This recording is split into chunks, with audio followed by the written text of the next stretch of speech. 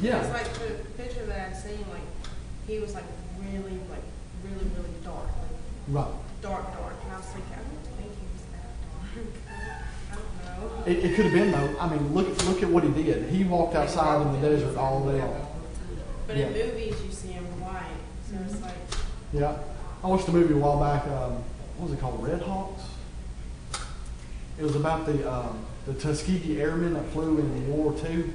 And it cracked me up. There was a preacher in the movie, and he carried around this picture. He said, "We got to pray to Black Jesus."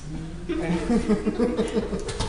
you know, and it just cracked me up because he was, you know, it was all about the Black Jesus. But we pray to the White Jesus, or to the Black Jesus, or to the Chinese Jesus. You know, I've seen it all. You know, I've seen that there are some Christians that are Native American, and they've got Jesus with a headdress. You know, Jesus was neutral in all of this. You know, he was a Jew, but he loved all people.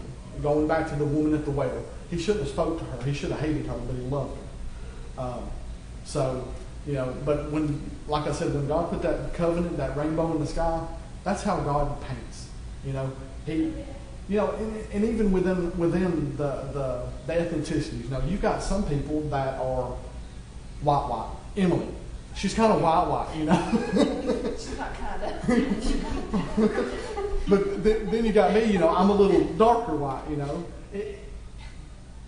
Is she more white than I am, you know? You know, so God's not racist, you know. God created all of us in His image. And if you look at somebody and you say, I don't like you because of the color of your skin, you're going to get judged for that one day.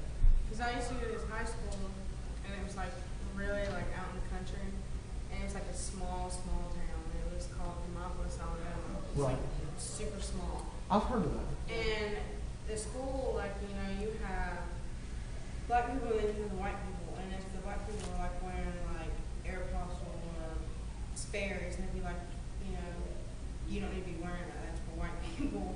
Like they'd be like, you're white black. And I'm like, what does that mean? White black. They'd be like, you're trying to act all white. I'm like, what is acting white? Right, yeah. I'm confused. Yeah, it's crazy. You know, I grew up in Scottsboro, and Jermaine, we were in the same driver's ed class, which that was a mistake in putting us in the same car together. But, if you go out of Scottsboro and you hit Highway 35, you go over the River Bridge. I don't know if y'all have ever been that way, like you're going towards Fort Payne. All right, so our football coach was our driver's ed, and I guess that's why we were in the same car, because we talked more about football than we did about driving. But he told Jermaine, he said, all right, head over the bridge. And Jermaine went over the bridge, got in the turn lane, and put his turn signal on. The coach said, no, I want you to go up the mountain. Coach, I don't know if you noticed I'm black. I ain't going up that mountain. He turned the car around and come back. But the thing is, if he had gone up on that mountain, somebody had said something. Section High School. And I don't know, until I moved, let's see, gosh, I guess I moved in 04, 03. I'd say until the year 2000, Section High School had never had a black student in their school. All right, Dutton, which went to Section. My uncle used to be the mayor of Dutton. No black people live in Dutton. No black people live in Section. All right, I have a friend. Her mother was Latino. Her father was white, and she never fit in on either side. And her mother's people didn't like her because of the Latino. The Latino part of her family didn't like her because of the white part. And she went to Section High School. And I completely understand that, because with me being mixed, a lot of schools I go to, like the white, I would be scared to go to like white people's houses because of how they might think of me because of me being half black. And then going to the black people's house, they were like, you talk white. Like they wouldn't want to hang out with me. So I was just like in my own little mutual zone. Yeah.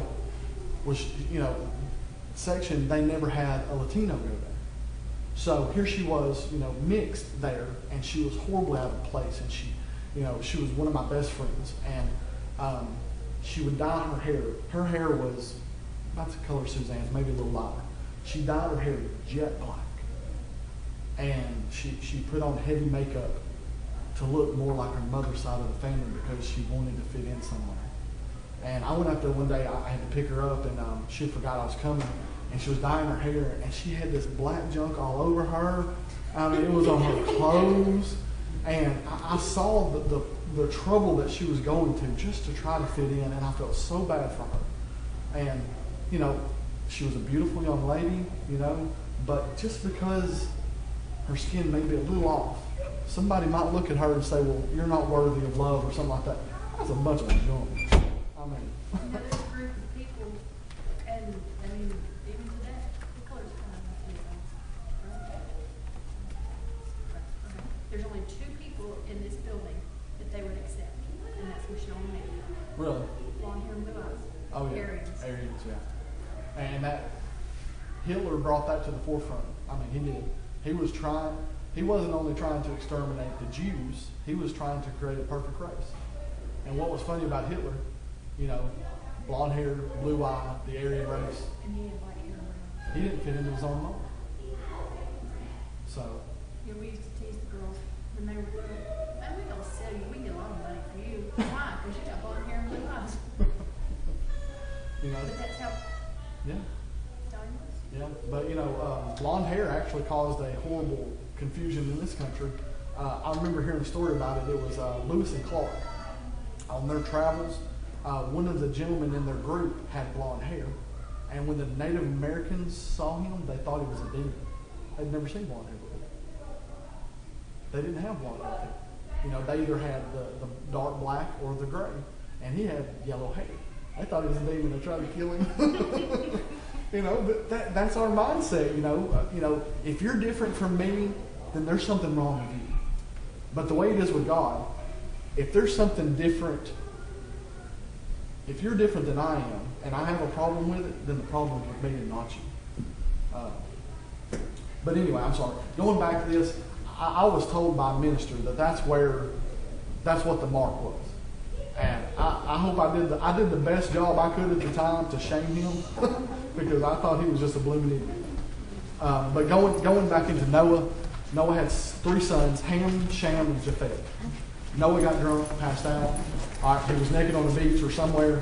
Why he was unclothed, I still have no idea. But because Shem saw his father's nakedness, he was cursed. But once again, you know, it could have been the area that he went to because, you know, it's all branched out in areas. Yeah. But Ezekiel 4, 9, and 4 and 6, it said about the mark. Remember when they had to put the mark in the those? blood, yeah. So that referred me back to that. So Right. it might just been a visible mark on him. So I can. Right. It could have been, you know, and, you know, the Puritans, when they first came to this country, if you were found committing adultery, you would have an A branded into your forehead. So it could have been something like that, or, you know, somehow people knew, but I don't believe it had to do with the color of your skin. So, anyway, Nathan, bye. I'm going to turn this off now, dude. So say bye to everybody. Bye. Wave everybody. Woo!